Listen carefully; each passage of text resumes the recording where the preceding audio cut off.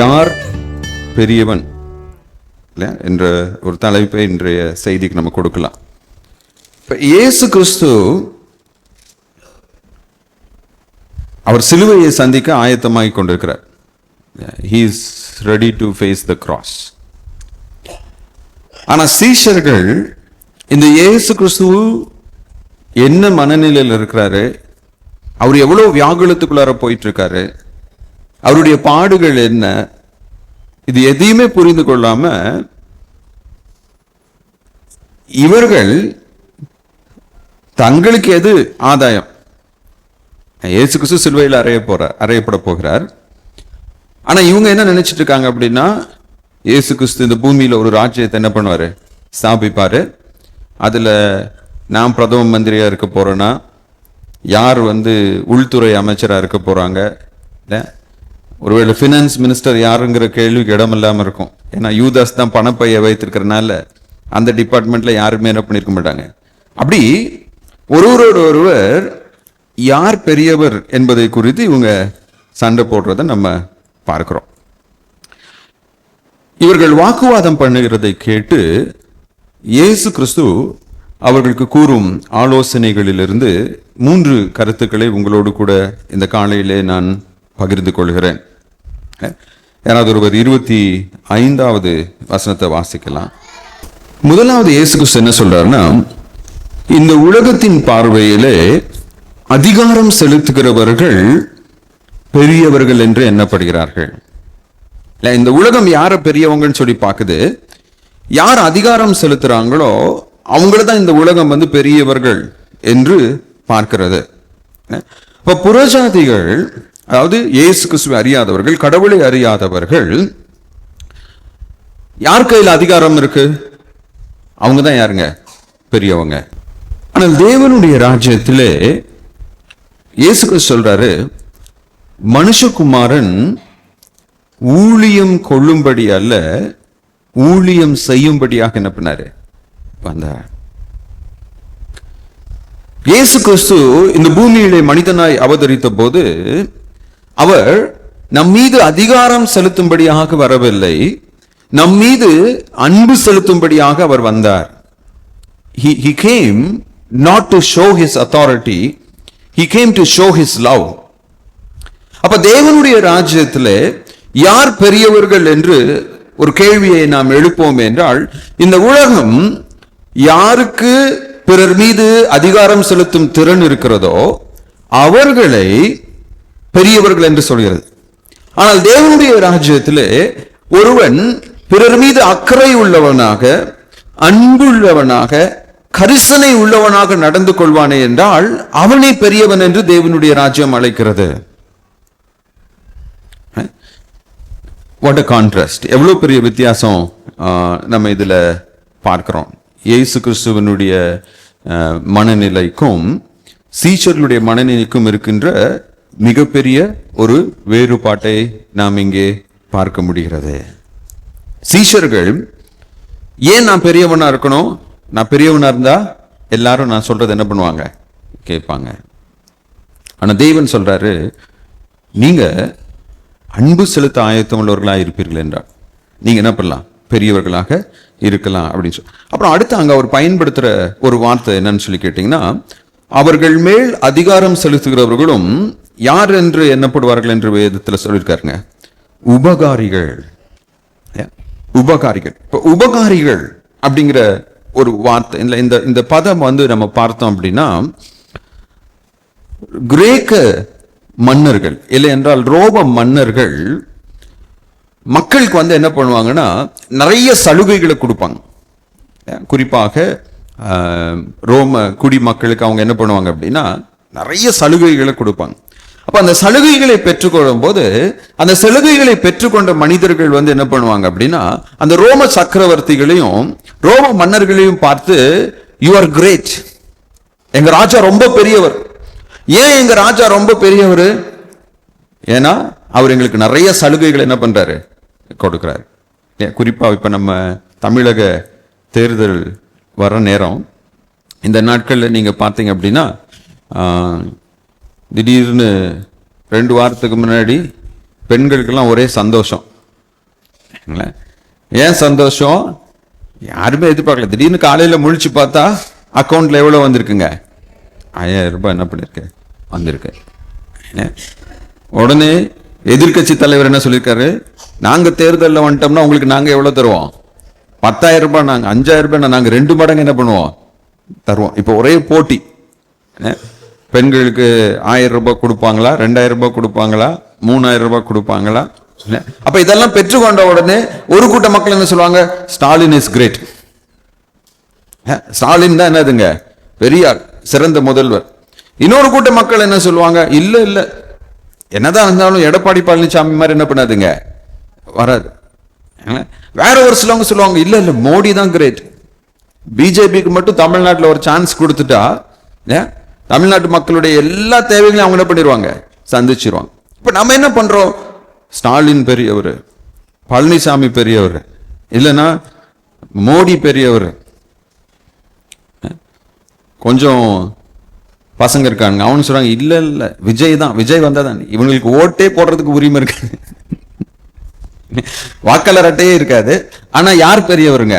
விஜய். விஜய் வந்துட்டாருன்னா எல்லாத்தையும் என்ன பண்ணிடுவாரு, மாத்திடுவார். இப்போ இவங்க யாராவது தங்களுடைய சொந்த பணத்துல இருந்து, ஒருவேளை அவங்க தாத்தாவோ அப்பாவோ கொள்ளு தாத்தாவோ சம்பாதித்த பணத்துல இருந்து நமக்கு கொடுக்குறாங்களா? அப்ப அவங்களுக்கு பணம் எங்க இருந்து வருதுங்க? யாருடைய பணத்துல இருந்து கொடுக்குறாங்க? ஆமா, நீங்களும் நானும் செலுத்துற வரி பணத்தை எடுத்து நமக்கு என்ன பண்றாங்க, கொடுக்குறாங்க. ஆனா அவங்க தங்களை எப்படி எண்ணிக்கொள்றாங்க? ஐ எம் கிரேட், நான் பெரிய ஆள். அப்ப இந்த உலக மனிதர்கள் தங்களை பெரியவர்கள் என்று என்ன பண்றாங்க, அழைத்துக் கொள்கிறார்கள். ஆனால் அவர்கள் பிறர் தங்களை பெரியவர்கள் என்று அழைப்பதற்கு தகுதியற்றவர்களாக இருக்கிறார்கள். ஏன் தகுதியற்றவர்களாக இருக்கிறார்கள்? ஏனென்றால் அவர்கள் தங்களுடையதை கொடுத்து மக்கள் மீது அன்பு செலுத்துகிறவர்கள் அல்ல. ரோம அரசர்கள் எப்படிப்பட்டவங்களா இருந்தாங்கன்னா, மக்கள் என்ன பண்ணாங்க, கசக்கி புழிஞ்சாங்க. இப்போ நீங்க ஒரு கம்பெனியில வேலை செய்யறீங்கன்னு வச்சுக்கோங்களேன், இல்ல ஸ்கூல்ல வேலை செய்றீங்க, பேங்க்ல வேலை செய்றீங்க. இங்க இப்போ நீங்க ஒரு செல்வி அக்கா இருக்காங்க, செல்வி அக்கா ஒரு கடையில வேலை செய்யறாங்க. செல்வி அக்கா இந்த மாசத்துல 20 நாள் வேலைக்கு போகல அப்படின்னா உங்களுக்கு கொடுக்க வேண்டிய சம்பளத்தை கொடுத்துருவாங்களாங்கக்கா? கொடுக்க மாட்டாங்க. அந்த 20 நாளுக்கு என்ன பண்ணுவாங்க, கழிச்சுட்டு வேற எங்கேயாவது ஒன்றும் கொஞ்சம் குறைக்கலாமான்னு என்ன பண்ணுவாங்க பார்த்துட்டு, அதுவும் நம்ம இந்த நாமக்கல் இந்த கொங்கு பெல்ட்ல ரொம்ப அடிமட்ட சம்பளம் தான் எல்லாருக்கும் என்ன பண்றாங்க, கொடுக்குறாங்க. அதுலயும் எவ்வளோ குறைக்க முடியுமோ அவ்வளோ குறைச்சி தான் என்ன பண்ணுவாங்க, கொடுப்பாங்க. ஆனா அவங்கள நம்ம பார்க்கிறப்போ அவங்ககிட்ட நம்ம எப்படி நடந்துக்கிறோங்க? முதலாளி வந்துட்டாரு, அவர் உட்கார இடத்துல நம்ம என்ன பண்ண மாட்டோங்க, உட்கார மாட்டோம். அவரை பார்த்து ரொம்ப மரியாதையா நம்ம என்ன பண்ணுவோம், நடந்து கொள்வோம். ஆனா அவங்க உங்களுக்கு நாங்க தான் சம்பளம் கொடுக்கிறோம்னு சொல்லி நம்முடைய உழைப்பு அவங்க என்ன பண்றாங்க, உறிஞ்சி எடுத்து அவங்க பெரிய ஆளா மாறிட்டே இருக்காங்க. ஆனா நம்ம அவங்களை என்ன சொல்றோம், தலைவர்கள் என்று சொல்றோம். நாமும் அவங்கள போல மாறணும்னு சொல்லி நம்ம என்ன பண்றோம், விரும்புறோம். அப்ப இந்த உலகத்தின் பார்வையிலே தலைவர்களாய் இருக்க விரும்புகிறவர்கள் பிறர் மீது அதிகாரம் செலுத்துகிறவர்களாக இருக்கிறார்கள். அப்ப இயேசு கிறிஸ்து இங்க என்ன பண்றாரு அப்படின்னா, நீ யாருக்காவது உதவி செய்யணும்னு நினைக்கிறப்போ அதிகாரத்தை பெற்றுக்கொள்ள வேண்டும் என்பதற்காக நீ என்ன பண்ணாத, உதவி செய்யாத. Do not seek authority by illicit means. நீங்க பாருங்களேன், இப்போ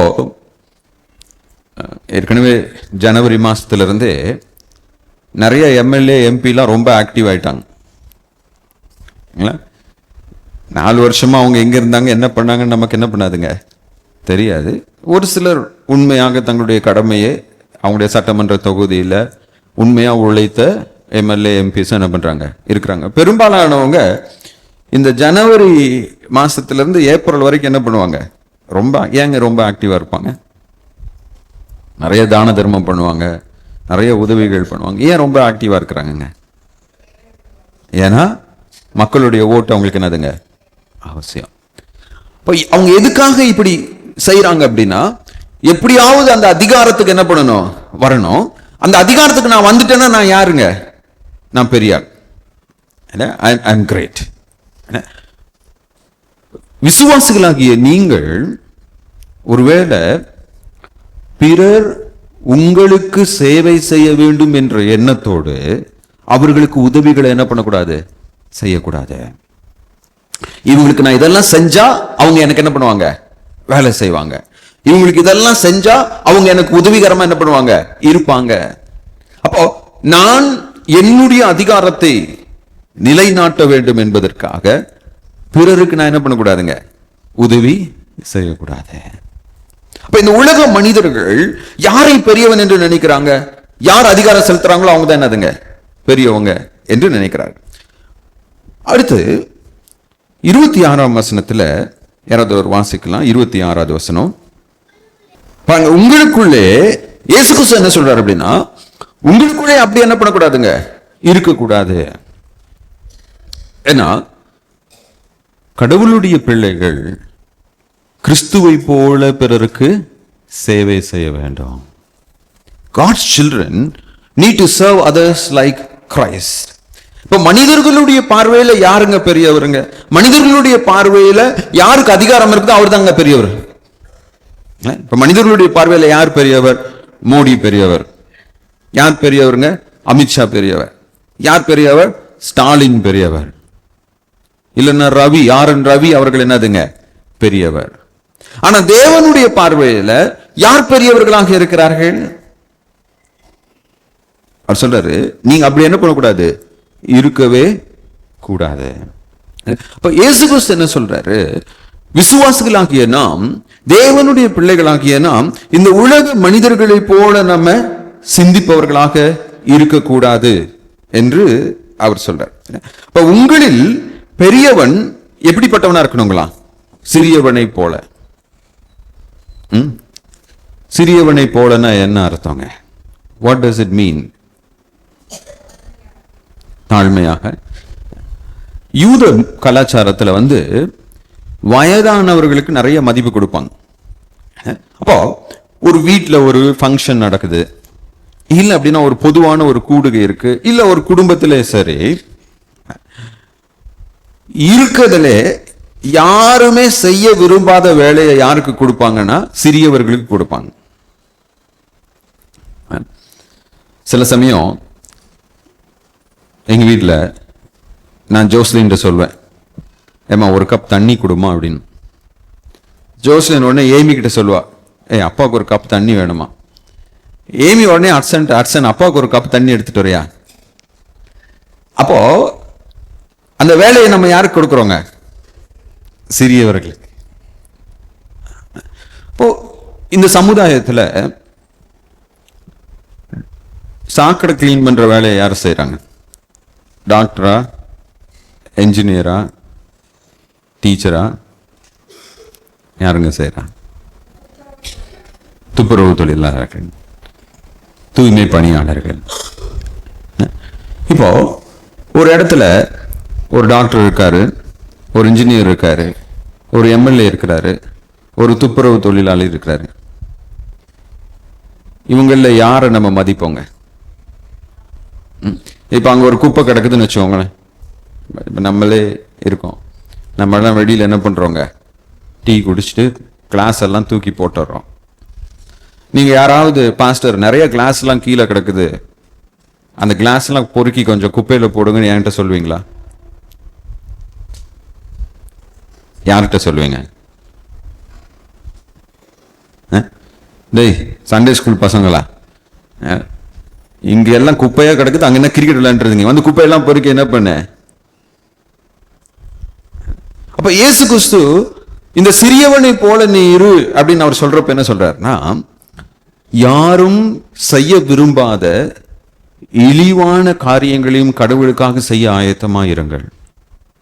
Be willing to do those menial tasks for Christ. நம்ம எல்லாருக்குமே என்ன ஆசையா இருக்கு? முன்னாடி நின்று பிரசங்கம் பண்ணணும், எல்லாரும் சபையில என்ன பண்ணணும்? கனப்படுத்தணும். ஆனா உண்மையான கடவுளுடைய பிள்ளைகள்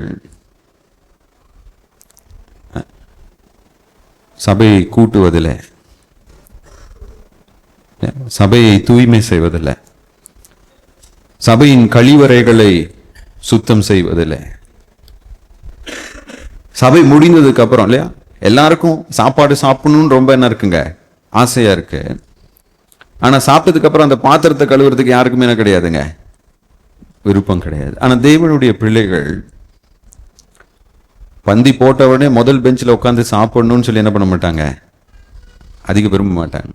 ஏன்னா அது உலக மனிதர்கள். நீ கல்யாணத்துக்கு போனாதான் எப்படா கேட்டை திறப்பான் போய் உட்காரலான்னு ஒரு கூட்டம் என்ன பண்ணுவாங்க, ஆயத்தமா இருப்பாங்க. ஆனா கடவுளுடைய பிள்ளைகள் என்ன பண்ணுவாங்கன்னா, எல்லாருக்கும் பந்தி பரிமாறி எல்லாரும் போனதுக்கு அப்புறம் அந்த இடத்தை சுத்தம் செய்து அந்த பாத்திரங்களை கழுவுவதற்கு அவர்கள் எப்படிப்பட்டவர்களாக இருப்பாங்க, ஆயத்தம் உள்ளவர்களாக இருப்பார்கள்.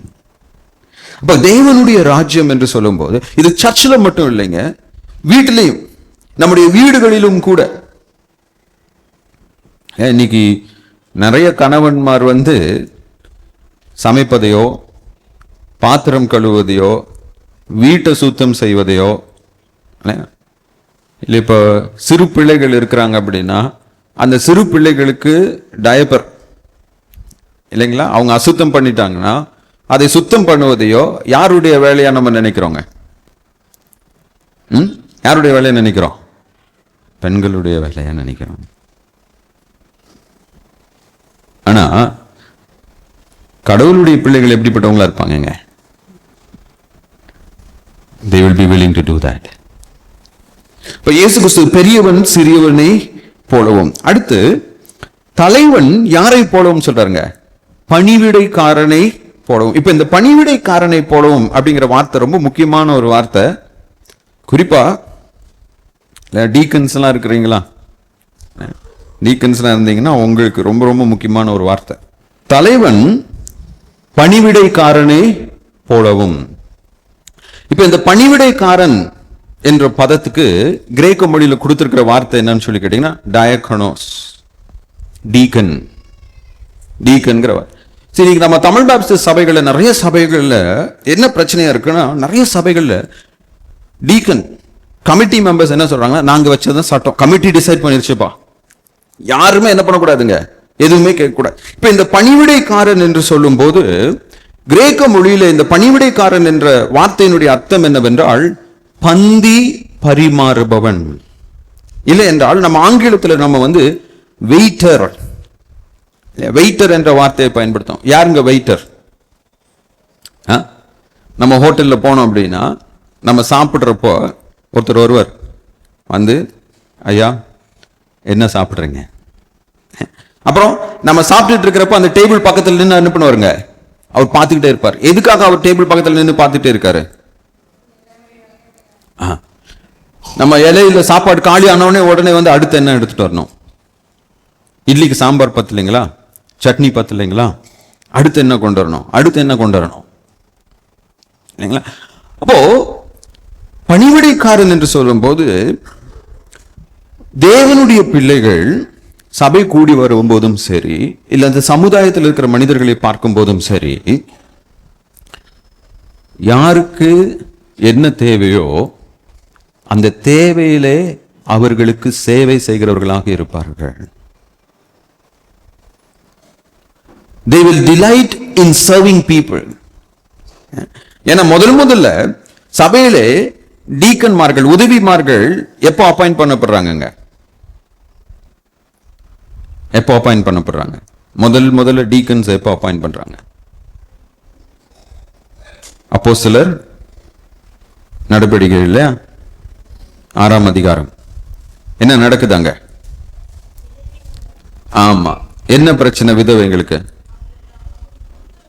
அவங்களை என்ன பண்ண முடியல, சரியா கவனிக்கல. அப்போ அங்க பந்தி பரிமாறுவதற்கும் அந்த விதவை பெண்களுக்கு பணிவிடை செய்வதற்குமாக 7 பேர் என்ன பண்றாங்க? அவங்கதான் என்னதுங்க? உதவிக்காரர்கள். அப்ப ஒரு சபையில நான் ஒரு உதவிக்காரனாக இருக்கிறேன் என்றால், இது உதவிக்காரங்களுக்கு மட்டும் இல்ல, இது விசுவாசிகள் எல்லாத்துக்குமே என்ன பண்ணுங்க? பொருந்தும். ஏன்னா இயேசு கிறிஸ்து இங்க தன்னுடைய சீஷர்கள் எல்லாரையும் பார்த்து என்ன பண்றாருங்க? இந்த வார்த்தை. அப்ப இயேசு கிறிஸ்துவை பின்பற்றுகிற நாம் எப்போதும் கடவுளுக்கும் நம்மை சுற்றியுள்ள மனிதருக்கும் என்ன சேவை செய்ய முடியும் என்பதை குறித்த மிகுந்த கருத்துள்ளவர்களாக இருப்போம். We will always be concerned to serve others. அப்ப தேவனுடைய ராஜ்யத்தில் நாம் எப்படிப்பட்டவர்களாக இருக்க வேண்டும்? கிறிஸ்துவை போல இருக்கணும். 27ஆம் வசனம் பாருங்க, யாராவது ஒரு வாசிக்கலாம்.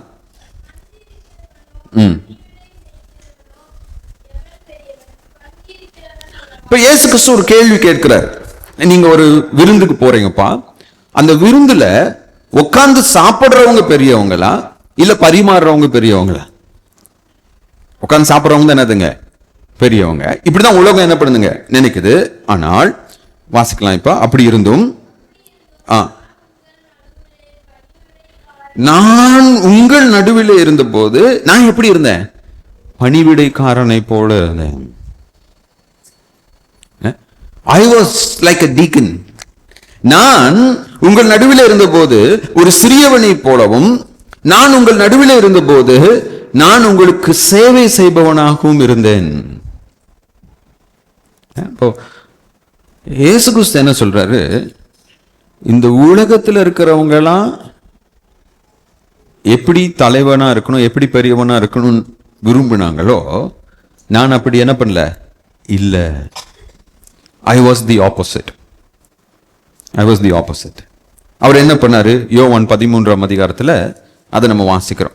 யாரும் பைபிள் திருப்ப வேண்டாம். யாருக்கு அந்த அதிகாரத்தில் என்ன நடக்குது ஞாபகம் இருக்கு? யோவான் 13ஆம் அதிகாரம்.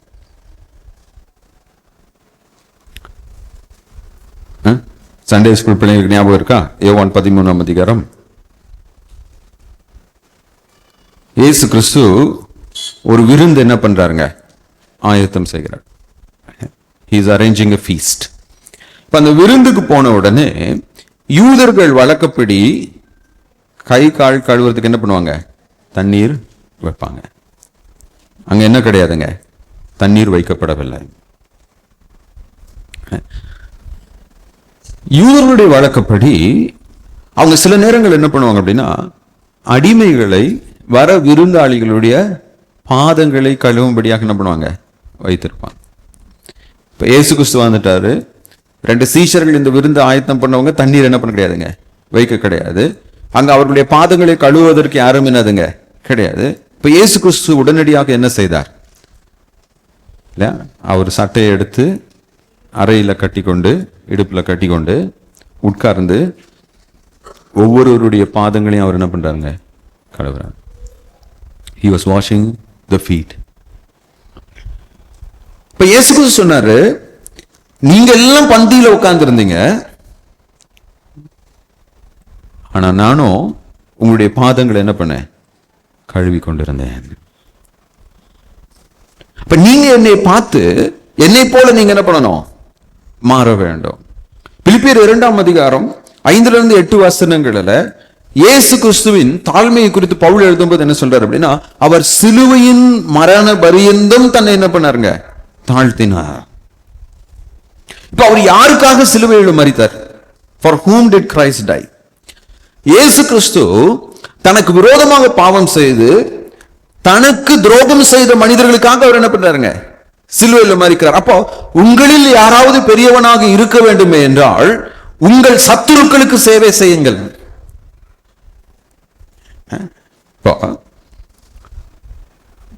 நான் என் தம்பியை கூப்பிட்டு சமைச்சு போடுறது இயற்கை. ஏன்னா இன்னைக்கு நான் அவனுக்கு ஒரு உதவி செஞ்சேன்னா நாளைக்கு அவன் என்ன கிளம்புவாங்க? ஒரு உதவி செய்வான். ஆனால் என்னை வெறுத்து, என்னை பகைத்து, எனக்கு எதிராக செயல்படுகிறவர்களுக்கு நான் சேவை செய்ய வேண்டும். அப்ப கிறிஸ்து என்னை போல நீங்க இருங்கன்னு சொன்னா அவர் யாருக்கு நீ சேவை செய்யணுங்கிறாரு? ஒரு அன்பான கணவனுக்கு வீட்டு வேலைகளை செய்வது மனைவிக்கு எப்படி இருக்குங்க? இனிமையாக இருக்கும். ஏன்னா என் கணவர் என் மீது அன்பா இருக்கிறாரு, என்னுடைய தேவைகள் எல்லாவற்றையும் அவர் என்ன பண்றாருங்க, சந்திக்கிறாரு.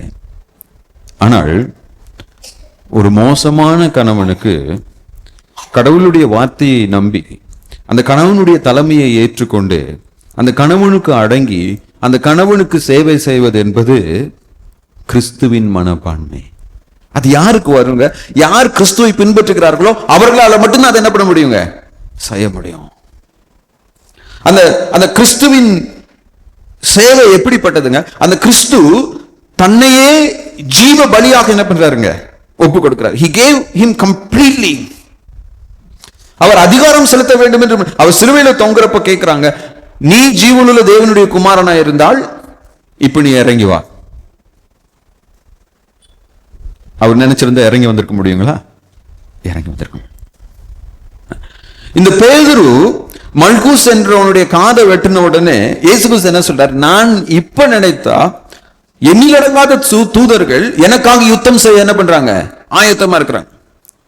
அந்த தூதர்களை கொண்டு வந்து அந்த ரோம ராணுவத்தையும் ரோம ஆட்சியும் இயேசு கிறிஸ்து கவிழ்த்து போடுவதற்கு எவ்வளவு நேரம் ஆகுங்க? Just like that. ஆனா ஏன் இயேசு கிறிஸ்து அதை செய்யவில்லை? ஏனென்றால் அவர் இந்த பூமியிலே வந்து ஸ்தாபிக்க விரும்பினது அதிகாரத்தின் ராஜ்யத்தை அல்ல, அன்பின் ராஜ்யத்தை. A kingdom of love. அவர் அன்பின் ராஜ்யத்தை உருவாக்க வந்தார். அப்ப இந்த அன்பின் ராஜ்யத்தை ஒருவர் உருவாக்க வேண்டும் என்றால் அவர்கள் கிறிஸ்துவை போல மனத்தாழ்மை உள்ளவர்களாய், கிறிஸ்துவை போல தங்களை பகைக்கிறவர்களுக்கும் சேவை செய்கிறவர்களாய், கிறிஸ்துவை போல தன்னை அர்ப்பணித்தவர்களாய் இருந்தால் மட்டும்தான் கிறிஸ்துவுக்காக என்ன பண்ண முடியுங்க, பணிவிடை செய்ய முடியும். இந்த ஈகோ பார்க்கிறது, பெருமைப்படுறது, சுயநலமா இருக்கிறது, நான் ஏன் இதை செய்யணும்னு நினைக்கிறது, இப்படிப்பட்ட எண்ணம் கொண்டவர்களால கிறிஸ்துவின் ராஜ்யத்தில் ஒன்றும் செய்ய முடியாது. அப்படி அவர் சொல்லிட்டு 28ஆம் வசனத்திலிருந்து 30ஆம் வசனம் வரைக்கும் கடவுளின் பிள்ளைகள் அவருக்காக செய்யும் சேவைகளுக்கு தேவன் பலன் அளிப்பவராக இருக்கிறார் என்று கூறுகிறார். God rewards those who serve him. கடவுளின் பிள்ளைகள் தனக்கு செய்யும் சேவைகளுக்கு தேவன் பதிலளிக்கிறவராக இருக்கிறார். 28ஆம் வசனத்தில் பாருங்க, மேலும் எனக்கு நேரிட்ட சோதனைகளிலே என்னோடு கூட நிலைத்திருந்தவர்கள் நீங்களே. இப்ப இயேசு கிறிஸ்து இந்த இடத்துல தன்னுடைய சீஷர்களுடைய உண்மை தன்மையை அவர் என்ன பண்றாருங்க, அவர் பாராட்டார். இப்ப நாம் கிறிஸ்துவுக்கு சேவை செய்யும் போது we need to be loyal, நாம் உண்மையுள்ளவர்களாக இருக்க வேண்டும் என்று தேவன் விரும்புகிறார். இப்ப இந்த இடத்துல அவர்கள் உண்மையுள்ளவர்கள் என்று பாராட்டுறாரு. ஆனா இன்னும் கொஞ்ச நேரத்துல இவங்கெல்லாம் தன்னை மறுதலித்து விட்டு விலக போகிறவர்கள் என்று இயேசு கிறிஸ்துக்கு தெரியுமா? தெரியும். தெரிந்திருந்தாலும் கூட இயேசு கிறிஸ்து அவர்களை பார்த்து சொல்றாரு, நீங்கள் என்னுடைய பாடுகளில் என்ன பண்ணுங்க, நிலைத்திருந்தீர்கள். அப்படின்னா இயேசு கிறிஸ்து இந்த சீஷர்களை அழைத்து அவர் தன்னுடைய ஊழியத்தை தொடங்கின நாள் முதல் இப்பொழுது அவர்களோடு கூட அவர் அந்த மரணத்தை சந்திக்கும் தருவாய் வரை இந்த சீஷர்கள் அவரோடு கூட உண்மையுள்ளவர்களாக இருந்தாங்க. ஏன்னா ஒரு இடத்துல நம்ம பார்க்கிறோம், ஒரு பெரும் திரம்பு கூட்டம் இயேசு கிறிஸ்து பின்னாடி வருது. இயேசு கிறிஸ்து அவங்கள பார்த்து கடினமான போதனைகளை என்ன பண்றாருங்க, கொடுக்கிறாரு. அந்த கடினமான போதனைகளை கொடுத்த உடனே அவங்க எல்லாம் என்ன பண்ணிடுறாங்க, விலகி போயிடுறாங்க. இயேசு கிறிஸ்து இந்த சீஷர்களை பார்த்து சொல்றாரு, நீங்களும் என்னை விட்டு விலகி போக வேண்டும் என்று விரும்புகிறீர்களா? இன்னைக்கு நம்ம பார்த்தோம் அப்படின்னா ஒரு சர்ச்சில் விசுவாசிகள் என்ன தப்பு பண்ணாலும், எப்படிப்பட்ட வாழ்க்கை வாழ்ந்தாலும் அதை கண்டு கொள்ளாமல் இருக்கும்போது பாஸ்டர் எல்லாருக்குமே என்ன பண்ணுதுங்க, பிடிக்குது. ஆனா விசுவாசிகளுடைய வாழ்க்கையில் இருக்கிற பாவங்களையும் தவறுகளையும் சுட்டி காட்டும் போது நாங்க என்ன பண்றோம், சபையை விட்டு போறோம். இல்ல இந்த போதகரங்களால் என்ன பண்ண முடியாது, ஏற்றுக்கொள்ள முடியாது. அப்படி நிறைய பேர் இயேசு கிறிஸ்துவை விட்டு என்ன பண்ணிட்டாங்க, போயிட்டாங்க. ஆனால் இந்த சீஷர்கள் இயேசு கிறிஸ்துவோடு கூட என்ன பண்ணாங்க. அதுலயும் ஒரு இடத்துல பார்த்தீங்க அப்படின்னா யோவான் 11ஆம் அதிகாரத்துல லாசரு மரித்து போய்விட்டான் என்ற செய்தி இயேசு கிறிஸ்துக்கு என்ன பண்ணுதுங்க, வருது. இயேசு கிறிஸ்து சொல்றாரு நம்ம போகணும், we need to go. நாம் போய் அந்த லாசரு வீட்டுக்கு போன உடனே சீஷர்கள்லாம் சொல்றாங்க, போன தடவை நம்ம அங்க போனப்பே நம்ம மேல கல்லெறிந்து என்ன பண்ணாங்க, கொலை செய்ய முற்பட்டாங்களே, இப்போ கிறிஸ்து அங்க போகணும்னு சொல்றாரு, நம்ம என்ன பண்ணலாம்? சீஷர்களுக்குள்ளார என்ன இருந்துச்சுங்க, ஒரு பயம் வந்துச்சு. அப்ப தோமா என்ன சொல்றாருன்னா, நாம் அவரோடு கூட மரிக்க நேரிட்டாலும் நம்ம போகணும். அதனாலதான் இயேசு கிறிஸ்து சொல்றாரு, எனக்கு நேரிட்ட சோதனைகளில் நீங்கள் என்னோடு கூட என்ன பண்ணீங்க, நிலைத்து. இப்ப கடவுளுக்காக நம்ம சேவை செய்யும் போது நாம் கடவுளுடைய சேவையிலே பல சோதனைகளை நாம் சந்திப்போம். இப்ப நீங்க சும்மா ஞாயிற்றுக்கிழமை காலையில சர்ச்சுக்கு வந்துட்டு கிளம்பி போறப்போ பெரிய பிரச்சனை இருக்காது. என்னைக்கு சபையில ஏதாவது ஒரு ஊழியம் செய்ய வேண்டும் என்று நீங்க செய்ய ஆரம்பிக்கிறீங்களோ அப்பதான் நிறைய பிரச்சனைகளை நம்ம என்ன பண்ணுவோம், சந்திப்போம். அப்படி அந்த சோதனைகளின் மத்தியிலே, அந்த பிரச்சனைகளின் மத்தியிலே நாம் கடவுளுக்கு உண்மையுள்ளவர்களாக நிலைத்திருக்க வேண்டும். ஒரு பிரச்சனை வருதுன்னு அதை பார்த்து நம்ம என்ன பண்ணிடக்கூடாதுங்க, பயந்து கடவுளை விட்டோ கடவுளின் சேவையை விட்டோ விலகி போய்விடக்கூடாது. அடுத்து 29-30 வசனங்களில் அவர் என்ன சொல்றாருன்னா, பொறுமை உள்ளவர்களா இருங்க. B patient. பொறுமை உள்ளவர்களா இருங்க. சொல்றாரு, என் பிதா எனக்கு ஒரு ராஜ்யத்தை ஏற்படுவது போல நானும் உங்களுக்கு என்ன பண்ணுவேன், ஏற்படுத்துவேன்.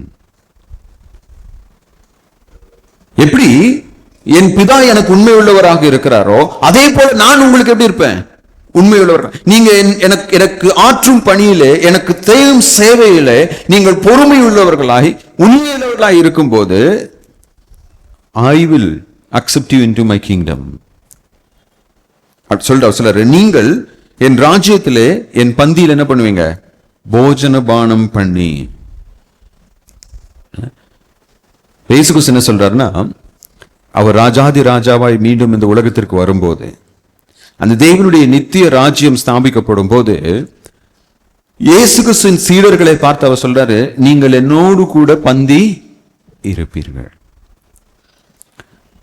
எகைன் அந்த நாட்களிலே ஒரு ராஜா தன்னுடைய வேலைக்காரர்களோடு அமர்ந்து பந்தி இருக்க மாட்டாரு. ராஜா யாரோட அமர்ந்து பந்தி இருப்பாருங்க, அவருக்கு இணையானவர்கள், மந்திரி சபையில் இருக்கிறவங்களோட, பிற ராஜாக்களோட. ஒரு ராஜா அந்த தேசத்தில் இருக்கிற சாதாரண குடிமக்களோட உட்கார்ந்து என்ன பண்ண மாட்டாருங்க, சாப்பிட மாட்டாரு. ஆனா இயேசு கிறிஸ்து என்ன சொல்றாரு, நான் என்னுடைய ராஜ்யத்திலே உங்களை எனக்கு நிகரானவர்களாக நான் என்ன பண்ணுவேன், பார்த்துக் கொள்வேன். I will treat you equal. நான் உங்களை எனக்கு நிகரானவர்களாக நான் என்ன பண்ணுவேன், பார்த்துக் கொள்வேன். இன்னைக்கு கிறிஸ்தவங்க கிறிஸ்தவங்க கிறிஸ்தவங்கன்னு சொல்றோம், கல்யாணம் வந்த ஜாதி பார்க்கிறோம். ஏங்க ஜாதி பார்க்கிறோம்? ஏன்னா அவங்கள எனக்கு நிகரா நான் என்ன பண்ண முடியாதுங்க, ட்ரீட் பண்ண முடியாது. அவங்க எனக்கு கீழே தான். அவங்க வீட்டில் நான் பொண்ணு எடுக்க மாட்டேன், இல்லை அவங்க வீட்டில் இருக்கிற மாப்பிள்ளையை நான் என்ன பண்ண மாட்டேன், என்னுடைய குடும்பத்தில் நான் ஏற்றுக்க, ஏன்னா அவங்க எனக்கு கீழே.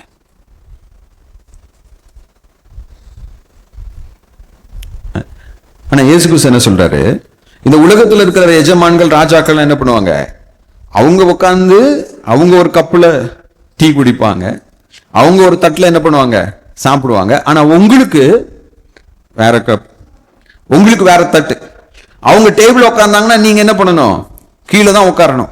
அவங்க சாப்பிட்டு முடிச்சதுக்கு அப்புறம் தான் நீங்க என்ன பண்ணணும், சாப்பிடணும். ஆனா என்னுடைய ராஜ்யத்தில் அப்படி கிடையாது. நான் எங்க உட்கார்ந்து சாப்பிடணும் அங்க நீங்களும் என்ன பண்ணலாம், உட்கார்ந்து சாப்பிடலாம். நான் எந்த தட்டுல சாப்பிடணும் அந்த தட்டுல நீங்க என்ன பண்ணலாம். There is no difference in my kingdom. அப்போ தன்னை நமக்கு நிகரானவராக அவர் தாழ்த்தி கொண்டு நம்மோடு அவர் ஐக்கியப்படுகிறவராக இருக்கிறார்.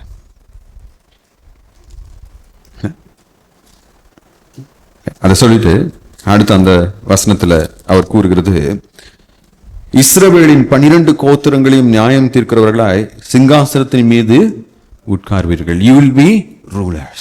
அது எந்த யூத மக்கள் இயேசு கிறிஸ்துவையும் அவருடைய சீஷர்களையும் நிராகரித்தார்களோ, எந்த யூத மக்கள் இந்த சீஷர்களை கல்லாதவர்கள், இந்த சீஷர்களை உண்மையற்றவர்கள் என்று குற்றப்படுத்தினார்களோ, அந்த யூதர்களை நீங்கள் ஆளுவீர்கள்.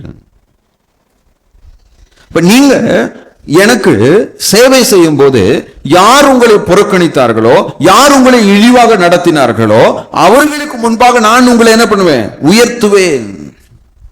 I will lift you. நான் உங்களை என்ன பண்ணுவேன்? உயர்த்துவேன் என்று தேவன் சொல்றார். அப்போ தேவனுடைய பார்வையில எவன் தன்னை தாழ்த்துகிறானோ அவன் உயர்த்தப்படுவான், எவன் தன்னை உயர்த்துகிறானோ அவன் என்ன பண்ணுவாங்க? தாழ்த்தப்படுவான். இப்ப நம்ம எல்லாம் என்ன நினைச்சிட்டு இருக்கோம்? நான் சர்ச்சில் இருக்கிறதுலே காஸ்ட்லியான புடவை கட்டிட்டு வந்தா, ஒவ்வொரு வாரமும் சர்ச்சுக்கு வரப்ப புதுசு புதுசா ட்ரெஸ் போட்டுட்டு வந்தா,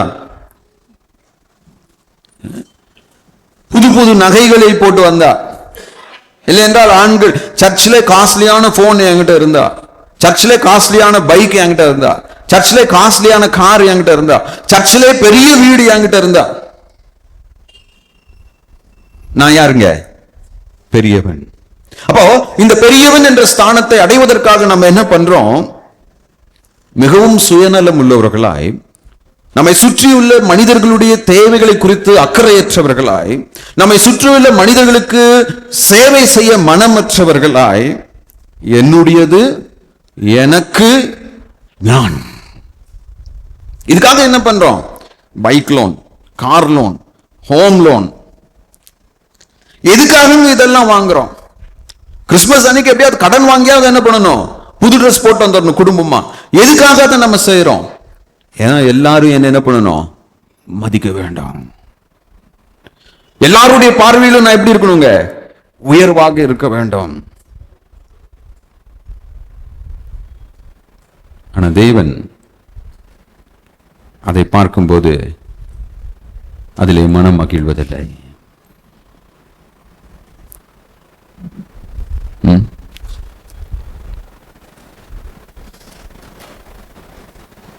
தேவனுடைய பார்வையில் ஒவ்வொரு நாளும் யாராவது ஒருத்தருக்கு கிறிஸ்துவின் நாமத்தினாலே நாம் உதவி செய்வோம் என்றால் அது எப்படி இருக்குங்க? பெரிதாக இருக்கும்.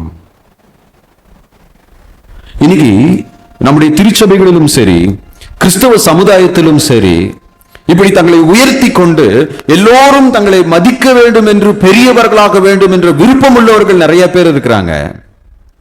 ஆனால் தங்களை கிறிஸ்துவுக்காக தாழ்த்தி கொண்டு கிறிஸ்துவுக்காக பணிவிடை செய்ய ஆயத்தம் உள்ளவர்கள் ஒருவரும் இல்லை.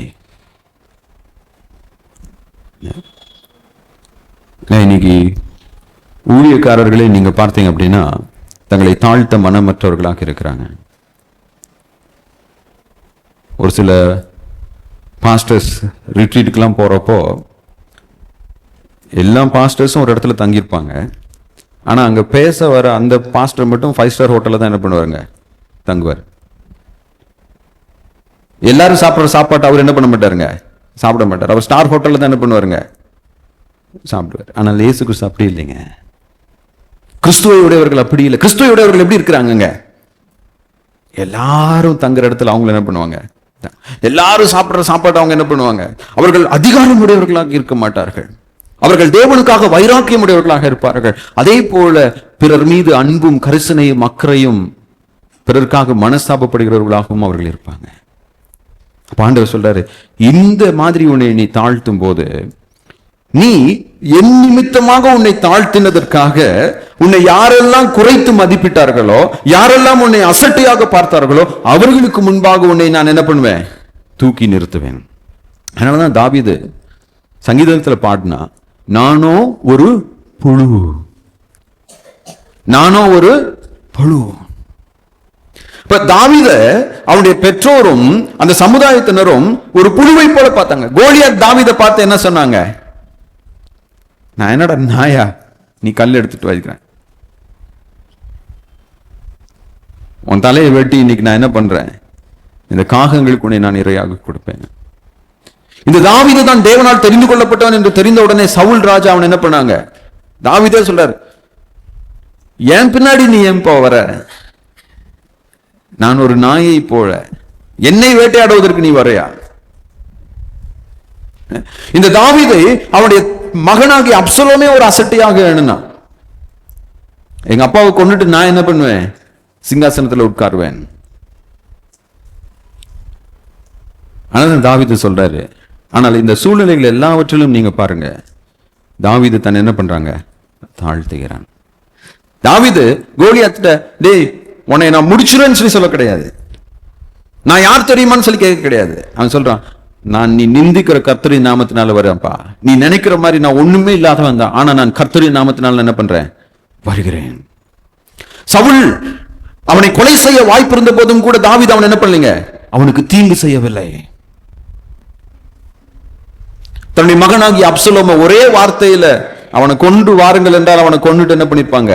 வந்திருப்பாங்க. தாவீது அதை என்ன பண்ணலைங்க? செய்யல. தேவன் அவனை உயர்த்தி தன்னுடைய குமாரனாகிய கிறிஸ்துவுக்கு தாவீதின் குமாரனாகிய இயேசு கிறிஸ்து என்று அவர் என்ன பண்ணாருங்க? எந்த தாவீதை அவர்கள் அசட்டையாக எண்ணினார்களோ அந்த தாவீதின் நாமம் நித்திய நாமமாக தேவன் என்ன பண்றாருங்க? மாற்றினார். அப்ப என்னுடைய வாழ்க்கையில கடவுள் என்னை உயர்த்த வேண்டும், கடவுள் என்னை ஆசீர்வதிக்க வேண்டும், கடவுளுடைய பார்வையிலே நான் பெரியவனாக இருக்க வேண்டும் என்று நான் நம்புவேனே என்றால் நான் ஏட்டிக்கு போட்டியாக என்ன பண்ண மாட்டேன்? வாழ மாட்டேன்.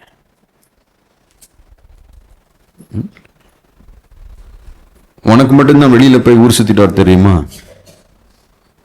நானும் ஊர் சுத்துவேன். எத்தனை மனைவிகள் கணவனோட ஏட்டிக்கு போட்டியா சண்டை? எத்தனை கணவன்மார்கள், நான் தான் கணவன், ராத்திரி 10 மணிக்கு வந்தாலும் சுட சுட சாப்பாடு என்ன பண்ணணும்? கொடுக்கணும். உன் குடும்பம் பெருசா என் குடும்பம் பெருசா?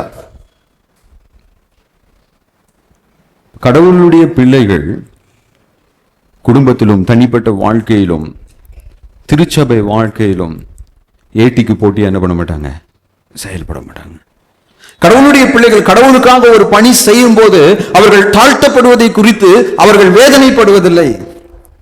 ஏன்னா அவர் நிமித்தமாக நாம் துயரப்படுவோமே என்றால் நம்மை தேவன் உயர்த்துகிறவராக இருக்கிறார். எனவே எனக்கு பிரியமானவர்களே, இயேசு கிறிஸ்துவின் சீடர்கள் யார் பெரியவர்கள் என்று என்ன பண்ணாங்க? ஒருத்தரோட ஒருத்தர் போட்டி போட்டுக்கொண்டிருந்தாங்க. ஆனால் இயேசு கிறிஸ்துவோ தான் பெரியவராக இருந்த போதும் கூட தன்னை தாழ்த்தினார். எந்த அளவுக்கு தாழ்த்தினார்? தன்னுடைய சீஷர்களின் பாதங்களை கழுவும் அளவிற்கு தாழ்த்தினார். எந்த அளவுக்கு தாழ்த்தினார்? தன்னுடைய உயிரவே தியாகம் செய்யும் அளவிற்கு அவர் தாழ்த்தினார். இப்ப தேவனுடைய ராஜ்யத்திலே யார் பெரியவராய் இருக்க விரும்புகிறார்களோ அவர்கள் கிறிஸ்துவை போல பிறரை சேவிக்கிறவர்களாக இருப்பார்கள். தேவன் தாமே அப்படிப்பட்ட ஒரு தாழ்மையுள்ள இருதயத்தை நமக்கு கொடுப்பாராக. ஆமென்.